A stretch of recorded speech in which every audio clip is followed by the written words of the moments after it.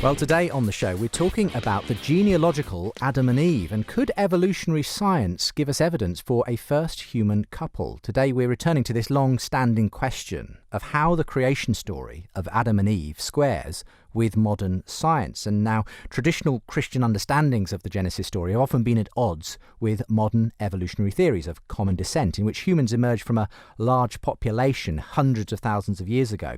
Well, my Christian guest today is Joshua Swamidass. He's a computational biologist at Washington University in St. Louis. Or is it St. Louis? I never know how to pronounce it, Joshua. Is it Louis or Lewis? Which one is it? I think you're British, so you can get away with it either way. Okay, all right. I'll go with St. Louis for now. He's also the founder of the Peaceful Science website. And Joshua has recently entered the fray with a book that's making waves in both scientific and theological circles at the moment. It's called The Genealogical Adam and Eve, and it aims to build a bridge between evolutionary theory and the view that all humans are descended from a single human couple only several thousand years ago. Now, that is perfectly scientifically plausible, says Joshua, but how does it work scientifically, and could it resolve the standoff between evolution and creation? Joshua is going to be talking about that today. He's in conversation with Nathan H. Lents, Professor of Biology at John Jay College in New York. Now, Nathan himself is secular, he's an atheist, but he's given his support to this book, believing that it might help Christians who are sceptical of evolutionary theory for theological reasons to find a way of harmonizing the two. In fact, he wrote a blog about the book saying, "I see a real chance that we could be on the cusp of a cultural ceasefire on the matter of evolution." So there are some big claims for this book, a lot of noise that I've been hearing about it in the blogosphere recently as well. And I'm sure we'll find some ways in which Joshua and Nathan disagree on some issues around science and faith as well, but we'll get to that maybe in the course of the programme. For the moment, thank you both, Joshua and Nathan, for coming on the programme today. We'll start with you, Joshua.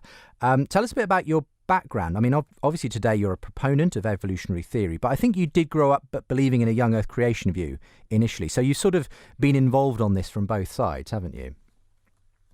Yeah, I was raised a young Earth creationist, a young Earth creationist family. My family was from India. I was born here in the United States. But I was also drawn to science. I went through a creation science phase early on and really ended up finding out that it wasn't really as true to the evidence as I would have hoped. And then I spent some time really thinking through old Earth creationism and also intelligent design.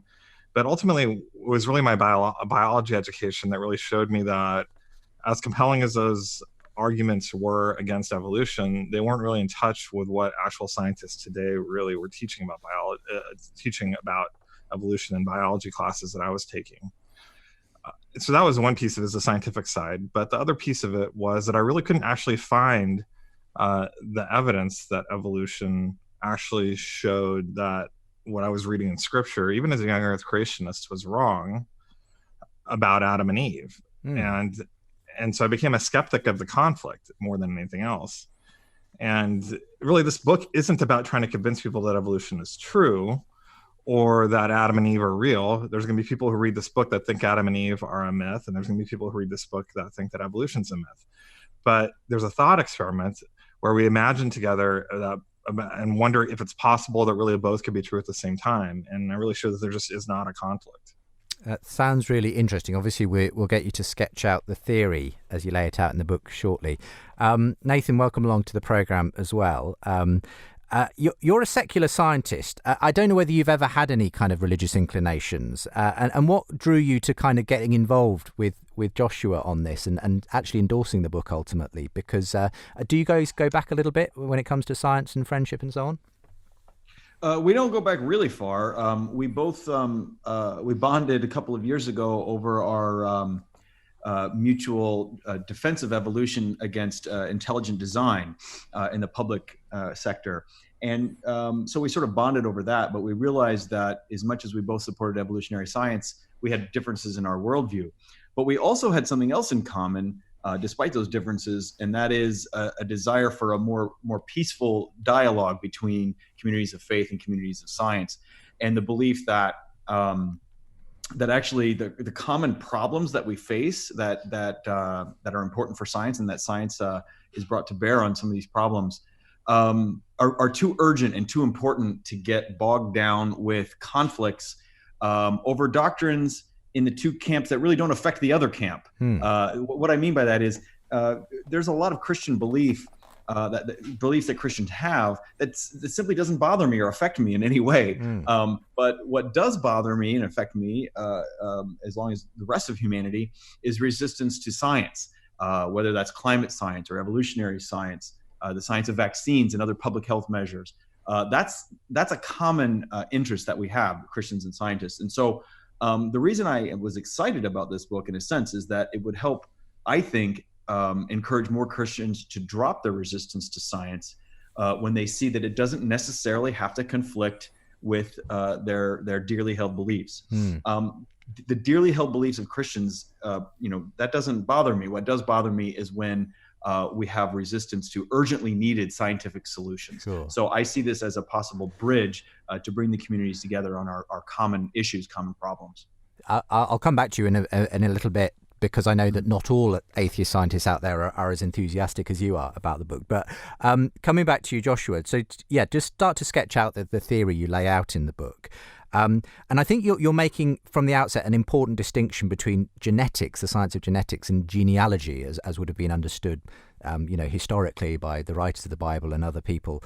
And it is a fascinating thesis at the heart of this that says actually it's perfectly possible scientifically that we are all descended from a single human couple, actually. And obviously I know you're going to do this in as lay-friendly person a way as possible. But give us what that thesis is and how you see it speaking both to science and to what we find in Scripture. Yeah, so just to preface the claim I'm going to make is that this is the hypothesis of the book, and it's not precisely a scientific claim because it's going to really rely on Scripture and a miracle. By the same token, the assessment of that claim really is scientific. I don't invoke any miracles. It's a secular claim about evidence, that there's just no evidence against this. So what we find out when we really understand evolutionary science and what genetics is actually telling us is we find out that entirely consistent with the mainstream account of science, including archaeology and genetics and so on and so forth, found it consistent with that Adam and Eve could have been de novo created from the dust and from a rib, ancestors of us all, everyone across the globe, by 81, as recently as 6,000 years ago. Of course, they could have been more ancient too, but it could have been as recently as 6,000 years ago. And when they fell, they left the garden and encountered other people outside the garden. And as their offspring interbred with them, they became ancestors of everyone. And in that way, the only sense in which evolutionary science presses on that traditional account of Genesis is by suggesting, alongside Scripture and the Genesis tradition itself, that there were people outside the garden. And so that ends up leaving traditional theology and exegesis, is even a very literal reading of Genesis, entirely intact. And all that's left for us now in theology to do is wonder about this ancient mystery outside the garden that science is now giving us new information about. And we can start thinking about the other side of our history of where those people came from. I mean, just flesh that out for me then, in terms of, before we get to the sort of the specifics of the creation account, this idea that scientifically speaking, it's plausible that we could all be descended from a single human couple even as recently as 6,000 years ago. Because most people, I think, say, hang on, if evolutionary theory is telling us anything, it's that we are sort of descended from a pool of people hundreds of thousands of years ago. And but you're saying, actually, no, everybody on this planet, if you do the mathematics of this, it's plausible that we all came from a single couple. So just explain how that works. I think that's one of the most fascinating scientific even the way aspects how you phrase that, even the way how you phrase that question gets to the issue. So Okay. If you set up as an either or opposition, it'll create confusion. So it's true what evolutionary science is saying, but it's also true that we descend from people recently. So a great way how this gets confused is actually very tightly tied to the reason why I chose genealogical Adam and Eve as a title rather than genetic Adam and Eve. Let's think about mitochondrial Eve and Y chromosome Adam for a second. They arise more than 100,000 years ago in our past, and they're genetic universal ancestors of everyone. That means that all of us have DNA from mitochondrial Eve by direct descent from her. And she lived more than 100,000 years in the past. And all men, not women, obviously, have DNA, Y chromosomes by direct descent from Y chromosome Adam, who also arises 100,000 years in the past. They're universal genetic ancestors. But here's the thing, here's the kicker. Genetic just means that it's a person from whom we get DNA by direct descent. They're genetic ancestors, and that's where the story has really focused in science. Once again, here's the kicker. Scripture doesn't talk about DNA. It doesn't really address genetic ancestry. It's not something that was really known about to them. They never mention it. They don't talk about Y chromosome Adam, and they don't talk about mitochondrial Eve. What they do talk about is this idea that we all descend from Adam and Eve. If you were to take the genealogies and historical readings of Genesis and Romans and Acts seriously, is the idea that we all descend from Adam and Eve. So the doctrine of monogenesis is well summarized in this way. One of the demands of orthodoxy over the last 500 years became we all descend from Adam and Eve. And what we find out from science is if we relax this idea that it needs to be genetic descent, but we're okay with the idea of just having a genealogical descent, even if that doesn't actually convey any DNA to us, then Adam and Eve, if they lived as recently as 6,000 years ago, would be ancestors, genealogical ancestors of all of us or almost all of us, even though they probably wouldn't give us DNA. The most likely they would be genetic ghosts. And that's entirely consistent with the evidence. And so we're just left now wondering what exactly the conflict is. Just again, because I want to make sure the audience, who are inevitably going to have to go and buy the book and read it to understand this in its fullness, but the mathematical side of this. So let's say, if I go back generation upon generation to what produced me, I think what I understood you saying is that if you trace that back, mathematically speaking, it'll all converge ultimately. It's quite possible that it would converge on a single couple, because that's the way that. Well, to be clear, it wouldn't. It's that there's many single couples from whom we would all descend. Yes. Each individually. Yeah. So you could take.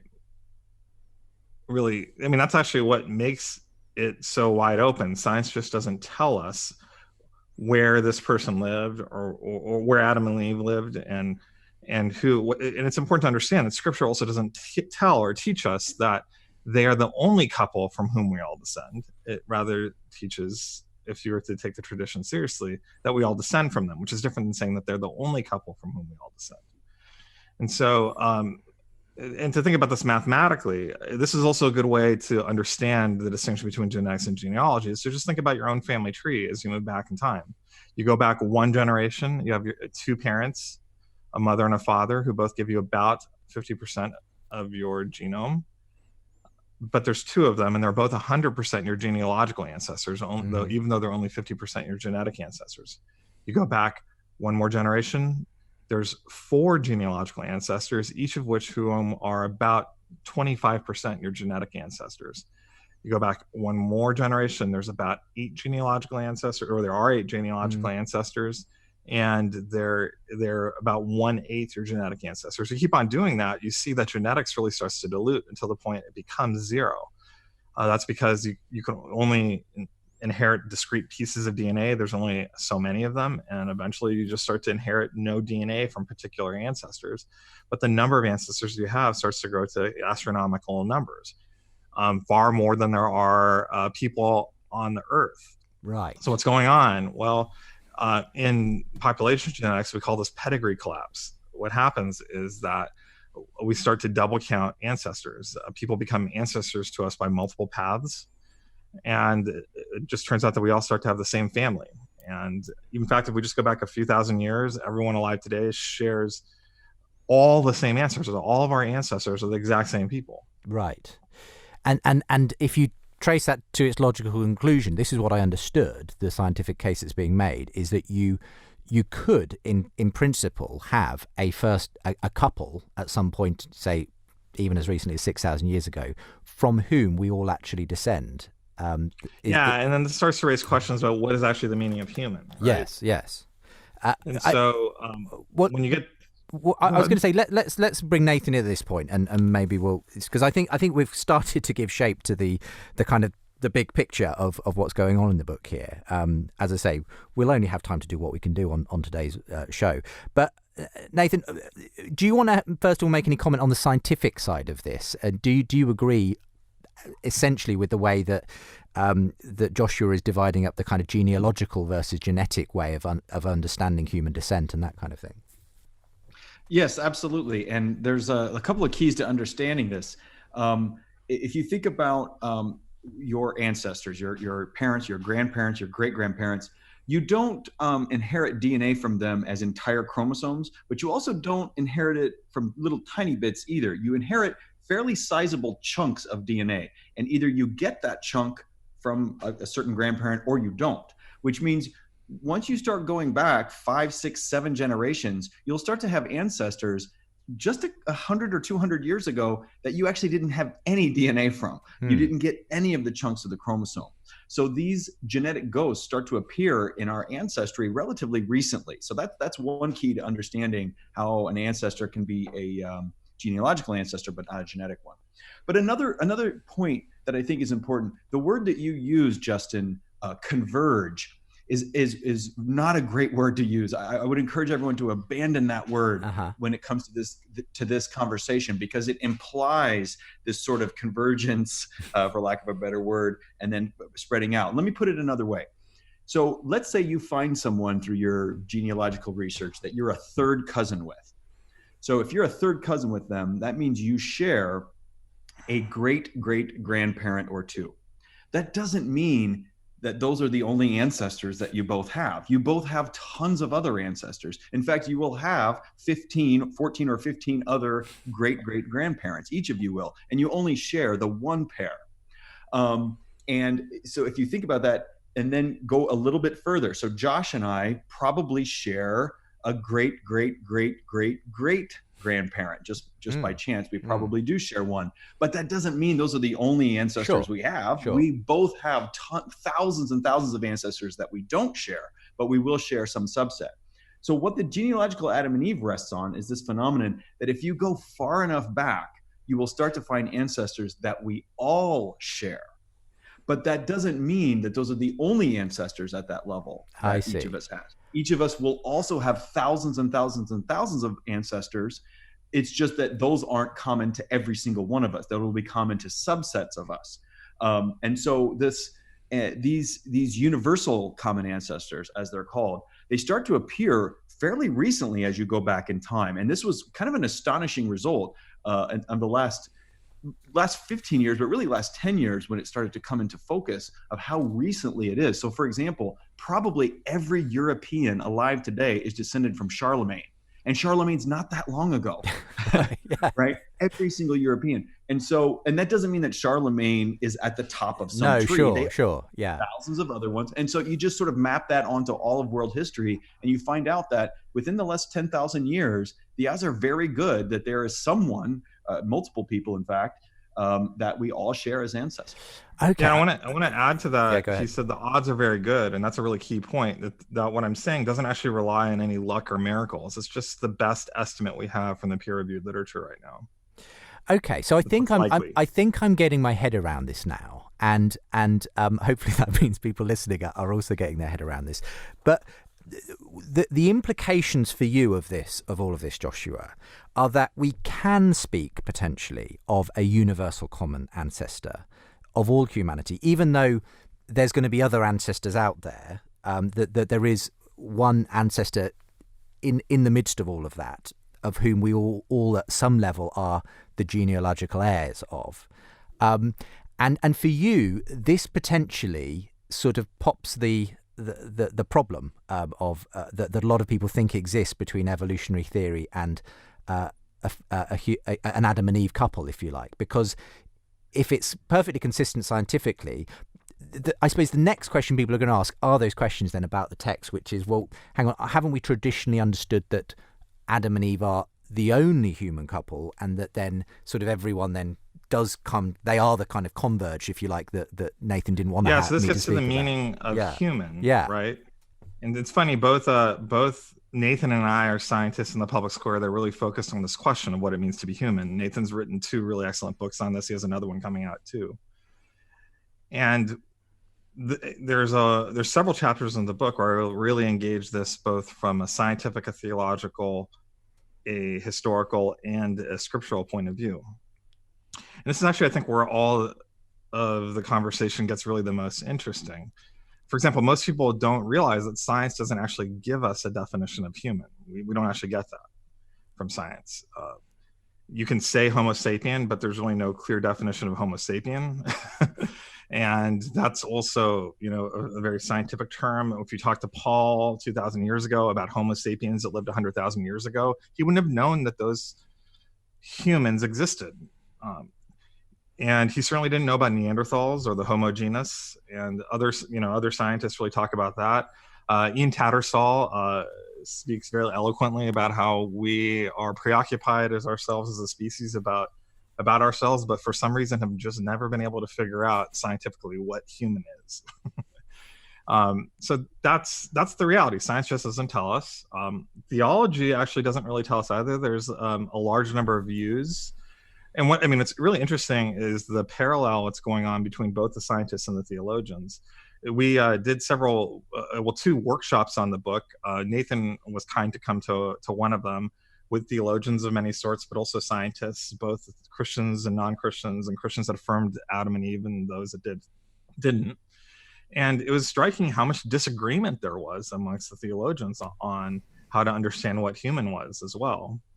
And of course, there's a history here. The traditions of the church are important because it does seem, when you study the monogenesis tradition in the church and the rejection of polygenesis, which this is actually not a version of polygenesis, you see that one of the demands of orthodoxy seems to be that if Adam and Eve exist, then we all descend from them.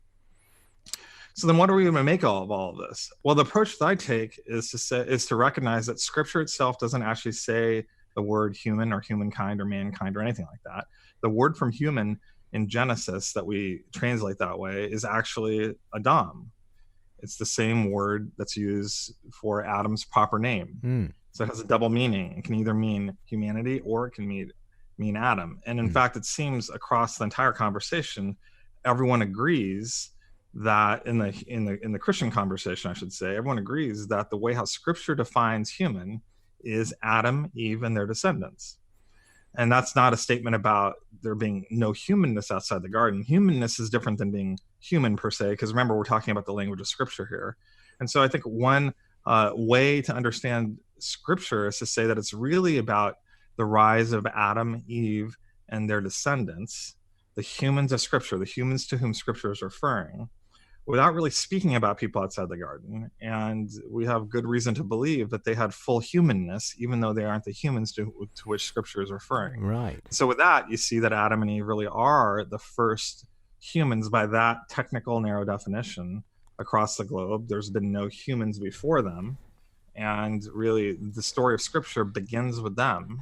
And then, of course, when you come to sort of once they leave the garden in that story, and their children start to have relations with others, it appears actually as soon as you leave the garden that there are other people around, and that it's not that the sons and daughters of Adam and Eve had to mate together in order to have offspring, that they were going and so do you think that this kind of gets overlooked sometimes by the young earth creationists and so on, in terms of that there was some kind of... Well, yeah, so it's not overlooked in the sense that if you can read young earth creationist literature, or even old earth creationist literature, it's just known to be a friction point. So there's often, especially in young earth creationism, fairly fantastical scenarios dreamed up for explaining Cain's wife, the people that inhabited the city, why he was afraid and needed a mark.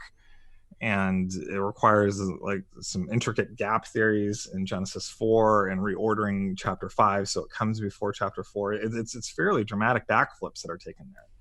So I wouldn't say they ignore it. It's just that it's a major difficulty point. And now if you actually look at the history of the church, you find out that people have been wondering about that for a very, very, very long time. So I think the right way to look at this is that scripture itself seems to hint that there's people outside the garden, and it's been a mystery. People haven't known. So the way I define the traditional account is that Adam and Eve were ancestors of us all relatively recently, less than 10,000 years ago, and de novo created out of the dust in a rib. But it also includes mystery, lacunae, or gaps in the account that are filled in different ways. Now, one way to fill that is with these imaginative young earth creationist scenarios about how these people really are descended from Adam and Eve, though the text doesn't say that. The other way is to take them, more plain, natural reading, consistent with the tradition of the church, that there were just people out there. We're going to go to a quick break, and then I'll come back to Nathan because I want to sort of dig a little bit into kind of, as an atheist, what he makes of this and the potential value he sees in it as well, in terms of the religious conversation. We're talking today about the Genealogical Adam and Eve. That's the name of the new book by Joshua Swamidass. You can find out more about it at peacefullscience.org, which is the website run by Josh. Thehumanevolutionblog.com for more about Nathan and his work as well. And we'll be back with both of them very shortly. What I want to invite Roger to comment on is, why couldn't the mental realm include an infinite consciousness? It's too much like us. It's too much like putting it like the Greek views of the gods in some sense. They were too much like us. They were finite and contingent. Here we're talking about a metaphysically necessary source. I admire this noble aspiration to find the highest possible ideal. It's almost as if you're proposing a new religion to meet this new challenge. It's not a new religion. Yes. What it is something that sits in the same place. It addresses some of the same needs, but it is not founded on the same principle. If the New Testament says that Jesus did X, Y, and Z, did he do it or not? I don't think it's a story that's made by committee. Am I going to have a later literary genius who comes up with a great story like this? Or am I going to say, no, Jesus is the genius, and somehow that story has basically been preserved?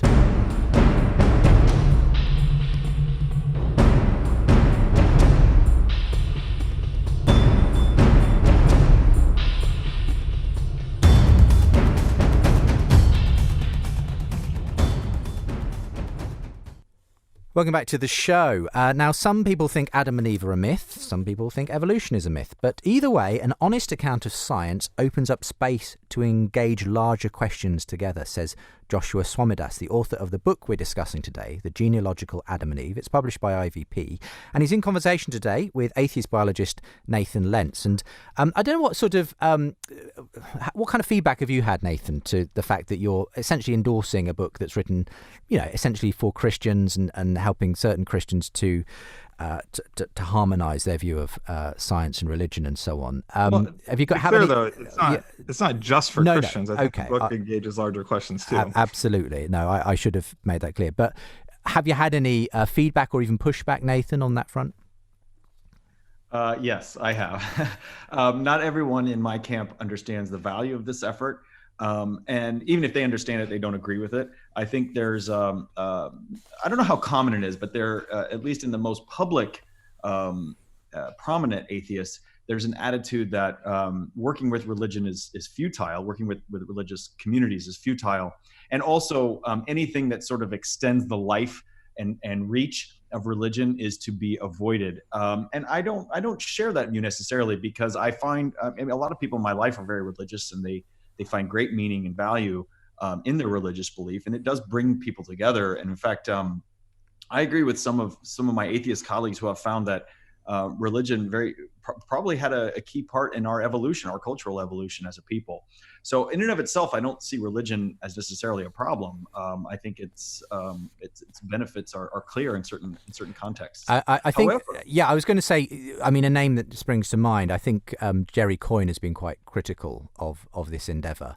Yes, he has. Does he see it as a sort of I don't know, Neville Chamberlain style kind of appeasement, where you're kind of just extending an olive branch to people for whom, you know, we shouldn't be making any concessions to their religious sensibilities or whatever, you know.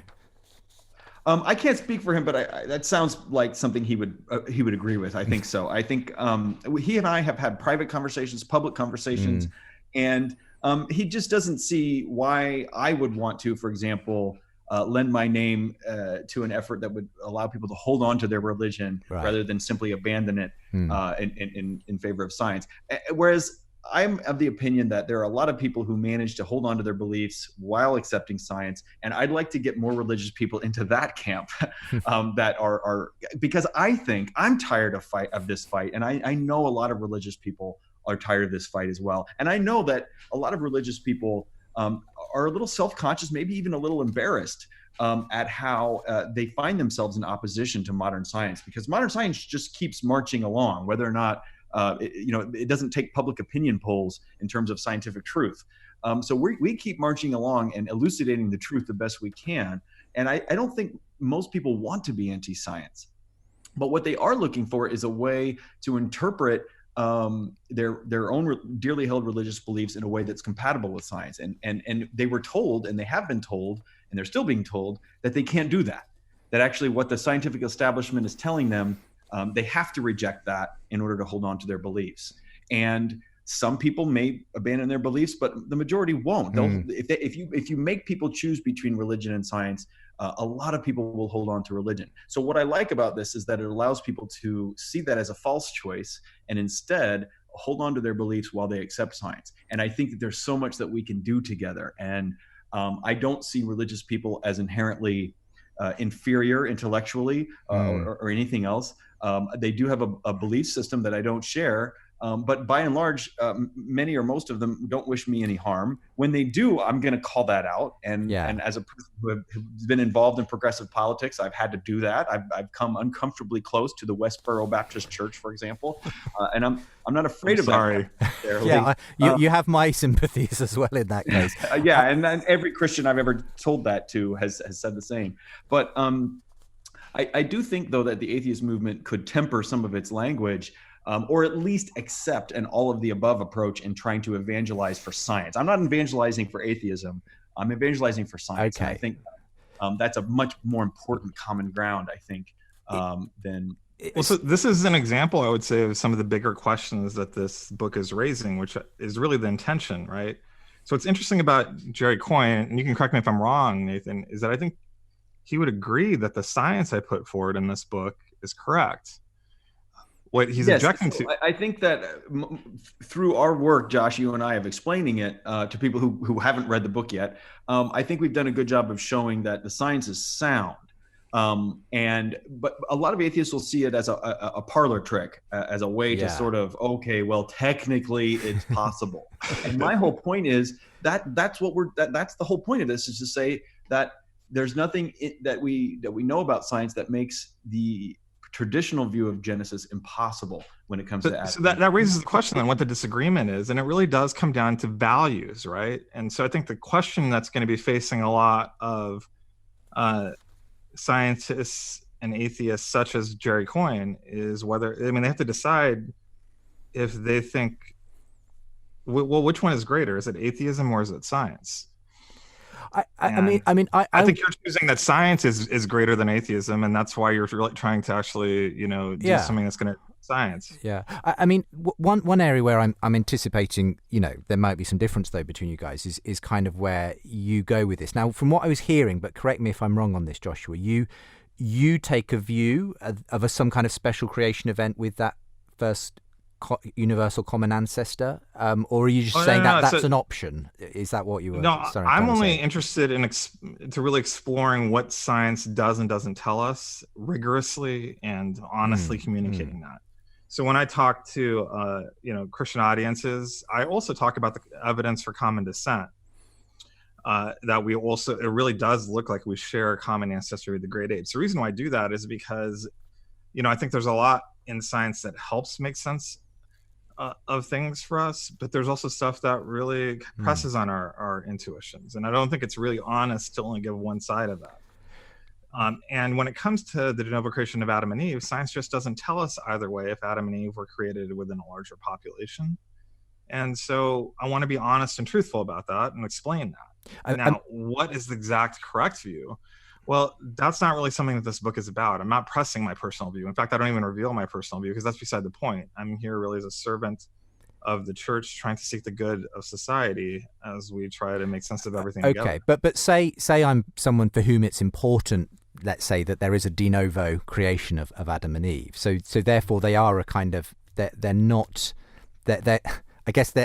directly themselves descendants of any former, other humans or whatever. Is that what you're saying? That view would essentially say that?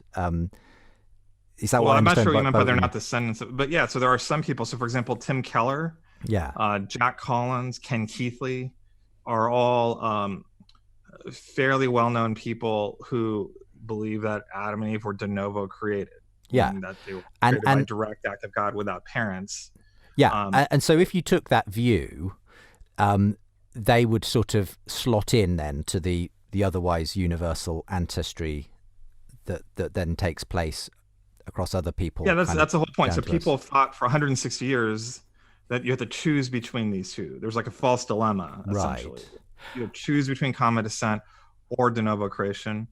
And for several reasons, even people like B.B. Warfield and others historically, and William Jennings Bryan of the Scopes trial, they were really caught in between. And another view might be, for instance, that actually these weren't de novo, but they were kind of from a continuing line, but God maybe did something special at that point in terms of putting his image in them or some kind of special awareness. Is that another so there's kind other of views? You could say that like, for example, you could take a John Walton approach. The way how a lot of biblical scholars have trended has been towards the idea of Adam and Eve being called out of a population like Abraham was. And given a special calling, and they understand sometimes the image of God as that calling. That's another way to look at it. The thing about it is that science doesn't really tell us any of this stuff. And in a sense, you're happy for us to remain agnostic, and Christians of different perspectives can have those different perspectives, but the science still goes back to an original couple, or potentially does, at least. So one way that some people will be confused about my book is they're going to be thinking I'm advocating for a particular point of view. That's not it at all. Really, what I'm trying to do is show what science actually does tell us, what it doesn't, and kind of start exploring out the options together and pointing out that there's many viable ways to solve this. And I propose one that's there to as a starting point for conversation to show that it's not fatally flawed. But it's not at all to say that that's the correct view. That's not what's going on here. So I can imagine at this point, Nathan, if Jerry Coyne was listening, he'd be getting kind of hot under the collar, feeling like, look, why are you even having these ridiculous conversations about did Adam and Eve get specially created? Of course they didn't. What are you talking about? I just wondered, like, with you guys have been very agreeable up till now. Do you have any problems with a Christian, not necessarily Joshua, but another Christian who says, great, I'm gonna latch onto this theory, and that'll be nicely where I plant my new de novo creation, Adam and Eve? Or do you think actually no, that's not a very scientific view either? I mean, what do you have any criticisms at that level for Christians who kind of are using this theory to kind of shore up, if you like, a kind of special creation kind of view of Adam and Eve? Well, I wouldn't bring any criticisms towards. I would see that then as a purely religious belief, and it's not my prerogative to criticize people's religious beliefs. What I would say is that part of why I am enjoying the interactions with the Christian community that I've been speaking with is that it gives me a chance to not advocate, but to display a kinder, gentler atheism, and why my view, a secular view of life on earth, is also uplifting, and not because atheists are often portrayed as really dark, nasty, angry, sad people who, how can they possibly find meaning in their lives, et cetera, et cetera. And so I think part of what I'm doing is also just evangelizing for that we are we find joy and happiness, and we're moved to tears by music, and and we have a very rich inner life. You're human too. You're human. We're human. We're human. Actually, I want to point out that Nathan actually showed up in St. Louis for some of the workshops for this book, and was sitting down, rubbing shoulders with theologians, including some that really affirm de novo creation, some that are young Earth creationists. And he was a phenomenal ambassador for atheism. I got several comments afterwards of people, to paraphrase, were realizing, hey, wait a minute, the atheist is my neighbor too.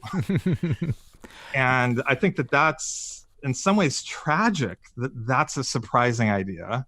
On the other hand, incredibly important. And once again, one of the core messages of this book is that actually even atheists are not the enemy. Nathan, could you share a little bit about what your experience was and how you felt when you landed, and what it was like when you got there, and what you saw when you were there? Yeah, well, our interactions about the book had been, on the internet. I've been reading drafts of the book and other, bits of your argument. So I've been thinking about this on purely scientific terms.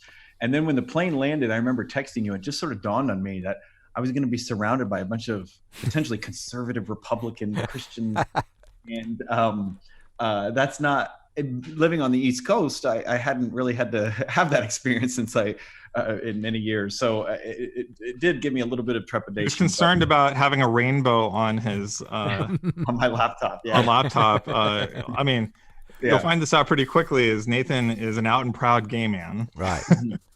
Okay. Yeah. And so go ahead. I wonder if I was going, into hostile territory, and how I would be received. I hadn't really thought about the human elements of what I was doing. But as Josh said, it was they were very welcoming to me, and they treated me very kindly. And they were not interested in going through all our differences and why don't you believe this and anything like that. We were just talking about some of our points of agreement. I did get a couple curious questions about what my background was and so on, but nothing too intrusive. It was a wonderful time, and I made some friends that I'm still friendly with now. And I remember not long after, someone posted on the Peaceful Science blog that they didn't consider atheists as in any way interested in this conversation. And I think that there's blame to go around on the division between Christians and atheists, and I'm not really interested in parsing out bad behavior as much as I'm just trying to display good behavior. And so I thought about what's the good behavior for me would be just to embrace the common humanity that we share, talk about the problems that we face, what gets us up in the morning, what our hopes and dreams are. And that's a whole lot of common ground to start with, right? Because most of us want to hopefully leave the world a little better than we found it, and hug our children and keep the world, safe for people to be themselves. And I think that we have so much common ground, and we concentrate so much on the differences. And I saw that this book is a way to take one big fight off the table, and that's the fight over evolution. And research has shown that actually once you sort of start picking and choosing the science that you're going to accept, you basically just go down the road of this is convenient to believe, this is inconvenient to believe, and you start doing the picking and choosing. Cafeteria Catholic would be the way to put that in Christian terms. But so if we can sort of drop the resistance to evolution, we can hopefully open minds about science in general and see that science isn't the enemy. Science is just a tool for understanding the world. It's a tool for gathering evidence and interpreting that evidence. And it's a great way to live, in concert with that. So I think that there's just so much common ground. Yeah, I'm not willing to yield it. Yeah, I appreciate the way that obviously you both feel this has been a way for breaking down some of the barriers that have existed between those communities. I mean, inevitably, we might be having a rather different conversation, Joshua, if I'd brought you on with a young Earth creationist or someone from the intelligent design community, because I'm anticipating there has been some pushback to the book and the well, theory. It depends who. So I would say in Sure. every camp you go to, you'll find people of peace that are going to speak about this very similar to Nathan, even if it's not their personal view. Okay. And of course, you'll find people that would say that, hey, this could actually be their personal view. Several people, or even leaders of the ID movement, have told me that they really hope that this is true because it would actually make a lot of sense for them. Okay. Walter Bradley was involved in this conversation and endorsed the book. Jim Torr endorsed the book as well. Okay. Well, we just had Jim Torr on last week on our show. So yeah, that's he told me about interesting- that. Yeah. He's become a very good friend of mine. And at the same time, this book really, unsettles ID because it's not really looking for positive evidence. It's just trying to make space, which is and it doesn't really see atheists as the enemy, but is really finding friendship with them. So it's very unsettling to be in that way. When I announced that we were going to have this discussion, I have had some people get in touch with me in advance who wanted to sort of throw in some questions and comments as well, because I have had some engagement from Christians who are more critical of your book, Joshua. And one sort of issue that it was felt that is that obviously you're both going to be on the same page that evolutionary theory is a perfectly satisfactory explanation for the diversity of life and everything else. And one person wanted to ask in particular, I mean, is there any room in your worldview, Joshua, and kind of assuming that there isn't for Nathan, but in your worldview, for the idea that humans were designed in any sense? So one person asked... yeah, of course. I mean, not even any view. I mean, that's what I believe. So that's a very strange statement. But I think what they're asking how the book is... actually explains it. It just says that I believe that what I mean by evolution is merely that it's God's providentially governed way of creating us. And in that sense, it's designing us. And God could have given input at different ways. None of this is really a problem for science. I guess I'm just asking, though, do you have any sympathies then for the intelligent design perspective? So this person says, let's suppose that humans were designed in the sense of requiring intelligent direction to evolution above and beyond what natural processes could do. And they ask, could we possibly know that? And they give an example of how about a puzzle like the origin of language, saying it's noteworthy that 160 plus years after the origin of species, the origin of human language, a defining characteristic of our species, is still a mystery, and the answer from an evolutionary perspective seems not to reside in our DNA. And so I think the question is, given that you will always say that, well, this is the way they put it. Nathan Josh will say that science can know with certainty that no intelligent guidance was required for human evolution. Well, that's not true. That's just not true. So okay, I would not say that. You think that's just misrepresenting you on that front? Oh yeah, they don't understand. So this is common actually, where people are just trying to pigeonhole me into a particular point of view rather than actually listening to what I said. So I don't think science can tell us if God designed it. But I do think there's very good warrant to believe that God did design it. I mean, I don't think it comes only from scientific evidence or primarily from that. But I would not say that science gives me any reason to doubt that God created us or designed us. I just don't think that science can really tell us one way or another. What we find out in biology and evolutionary science is that the course of evolution is very strongly influenced by something that we call contingency. And contingency is just basically this bucket that we put into everything that we can't predict and can't model. And you know, there's just an immense amount of space to see how really important things could have happened in our development that God himself did. It's possible. Now, did science demonstrate that? Absolutely not. But does it show that God didn't do it? Well, absolutely not either. I mean, bringing you back in then, Nathan, do you feel like the kind of the God hypothesis is just a kind of I have no need of that hypothesis type of thing? You know, that's often the way that I've heard it from some atheist scientists who are critical of people who try and put faith and science together, and they say, look, evolution explains it. Why do you need God as a kind of additional extra? Obviously, from Joshua's point of view, he's going to have other reasons for why he believes there's God's involved in that process. What about you? Do you? I mean, is it just a kind of you're happy to allow people that belief alongside the science belief as long as it doesn't impinge on the science, if you like, Nathan?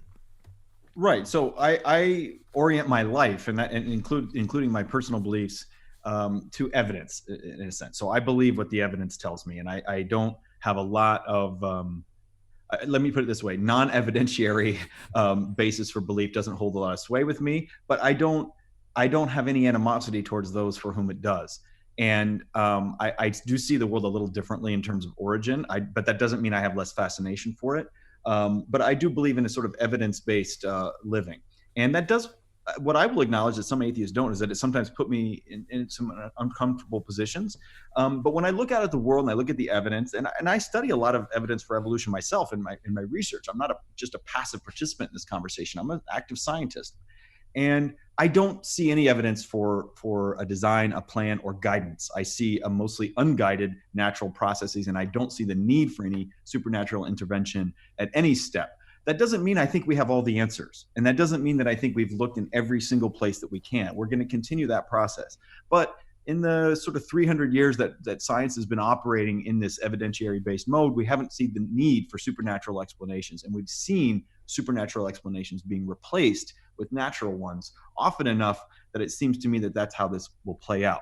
But I have no problem with those, with people who see it differently. And in fact, sometimes you can even get into an argument with someone and realize that the only disagreement you really have is this mutation. I think it happened randomly. Somebody else thinks that there was intervention to change that one base of DNA into another one. And there would be no evidence either way on that question. So ultimately, I'm perfectly happy to say we don't know how that mutation happened. I think it happened unguided. You think it happened guided. And that's really the end of our disagreement. Everything else, let's just go grab a beer. Yeah, I'd be interested in your response to that then, Joshua, because I can see how some Christians might feel a little bit like, oh, well, I'm just, this way of doing things might just be a concession, if you like, to, that's fine. You can have your religious beliefs just as long as, we understand that. It's only a concession if you're once again stuck in like almost a warfare mindset to think that it's a zero-sum game. But I would tell you that if you actually look at the evidence just doesn't tell us what we think it does. One of the first things you find out as a scientist is that some of the most interesting questions you have, it just turns out you can't really adjudicate with evidence. Now, science is evidential. And I'm an evidentialist too. I'm not a fetalist, which means I just take things without evidence.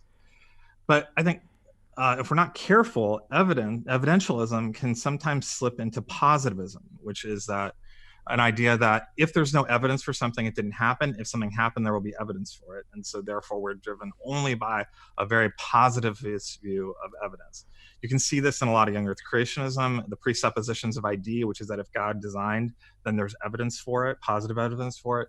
You can also see it in some of the aggressive types of atheism where if you can't see evidence for design, then design did not happen.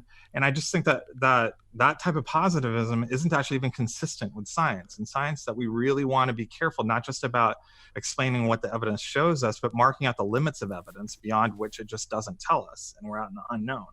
That's really critical, actually, for the advance of science, because you can't even do experiments in a meaningful, significant way if you don't know what we don't know yet.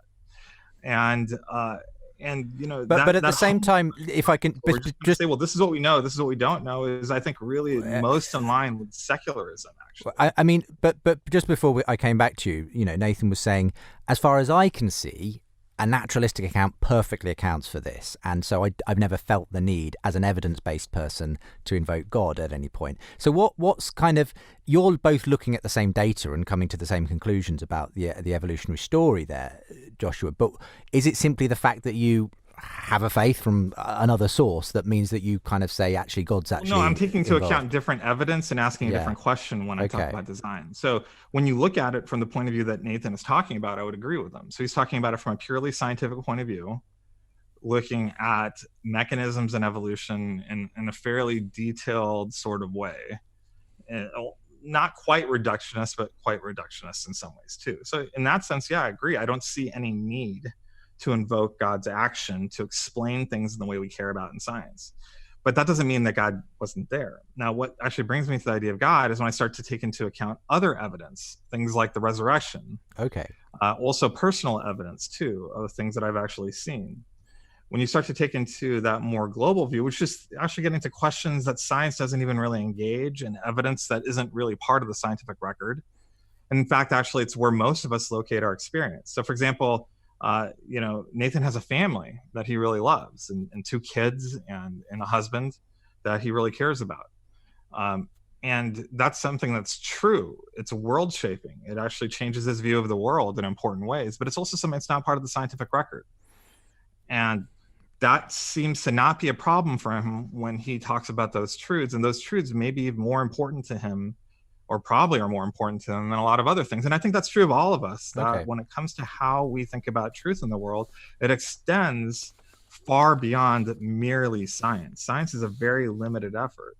And so when we start talking about things that are true and we try and make sense of everything together, it just necessarily has to extend beyond science.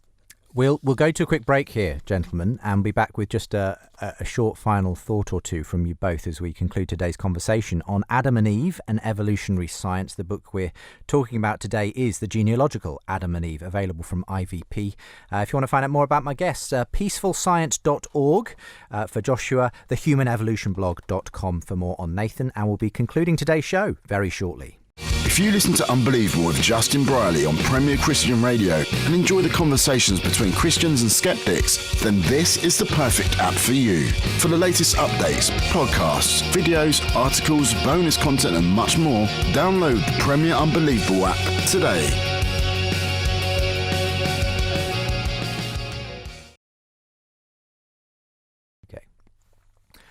Welcome back to the final part of today's show. My guests, Joshua Swamidass and Nathan Lents. Do go to the website of today's programme, premierchristianradio.com/unbelievable for more on them and the book we've been discussing, The Genealogical Adam and Eve.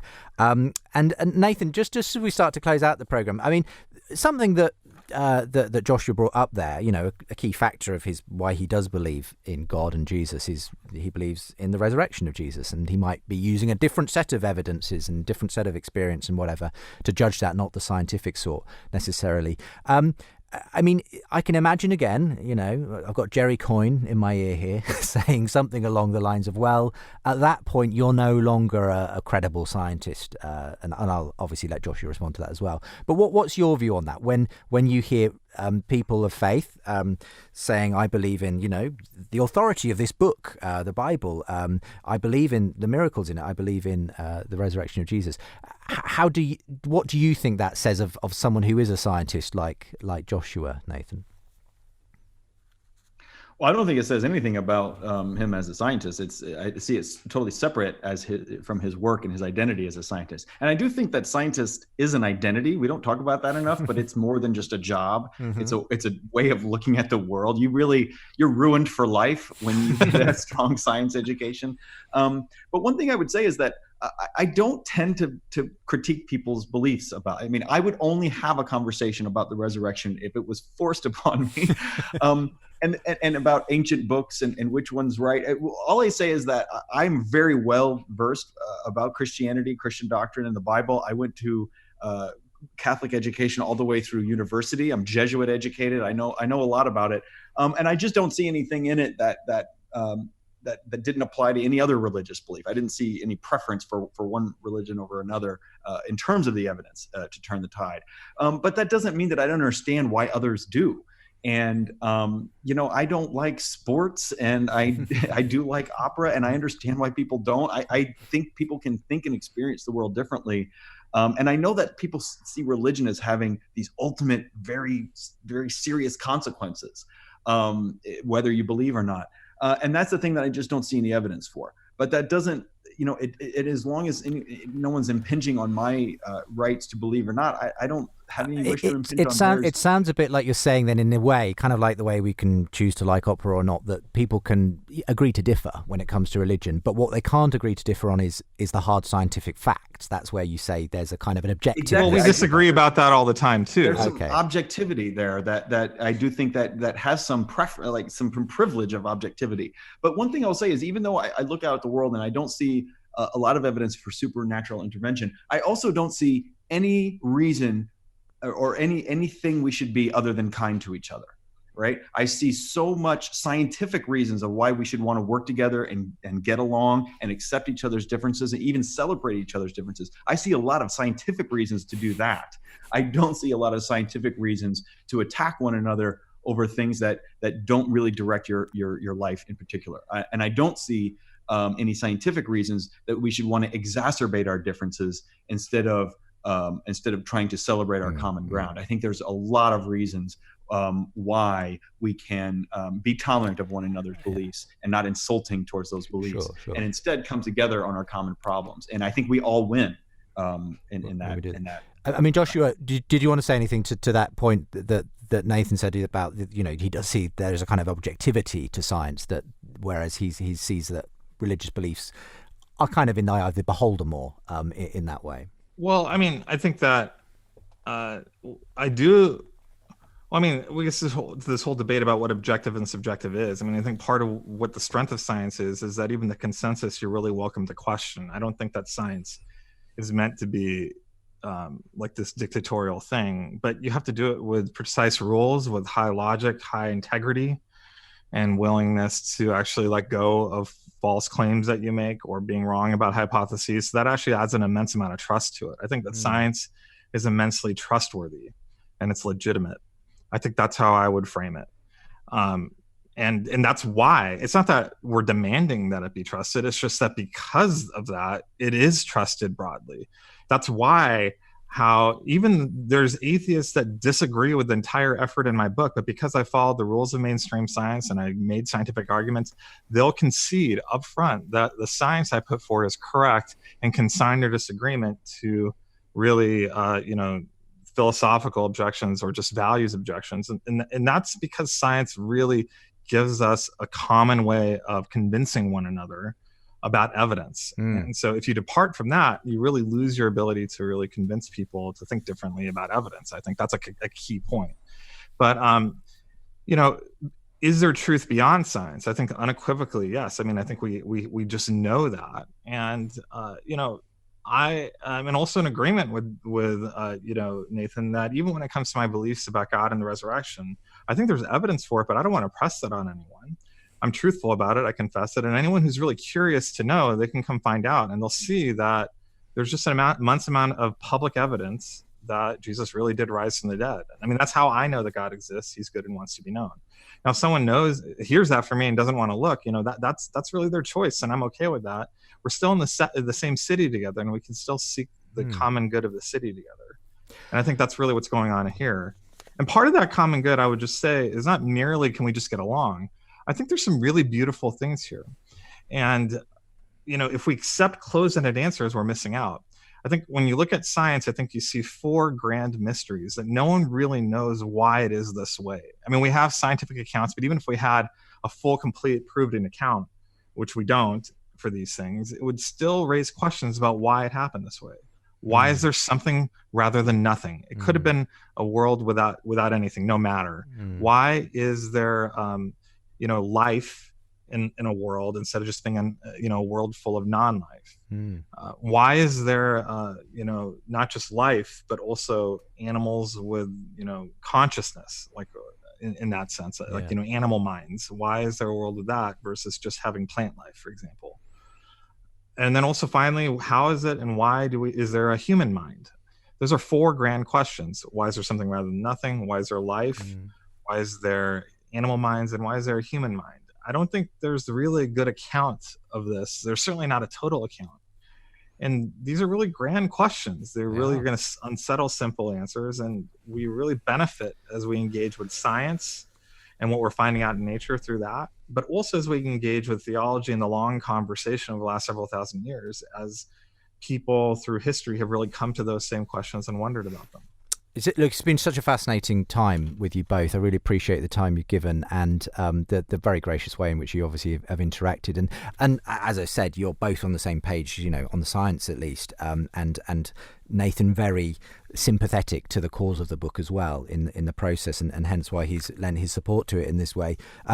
I have a feeling, as I said, I think this is one of the most significant contributions in a long time to this debate, this book. But I do know that it's getting, mixed reviews. And so I'd be interested in bringing you back maybe at some point, Joshua, for a debate with sure. I mean, to be clear, it's getting really positive reviews. And also, I mean by that very positive, but also some dissension as well. Yeah, absolutely. I mean, it's interesting to start a conversation, and that's what's happening, which is the exciting part of it. I know that significant people like William Lane Craig have been talking about it on their podcast, and this is making waves. So I'd love to maybe tackle this again from a slightly different perspective in due course. But it's been really, really interesting to kind of start to get to grips with the theory, and obviously just to hear the both of you as friends kind of talking it out on today's show. So Nathan and Joshua, thank you very much for being with me today. For more conversations between Christians and skeptics, subscribe to the Unbelievable podcast. And for more updates and bonus content, sign up to the Unbelievable newsletter.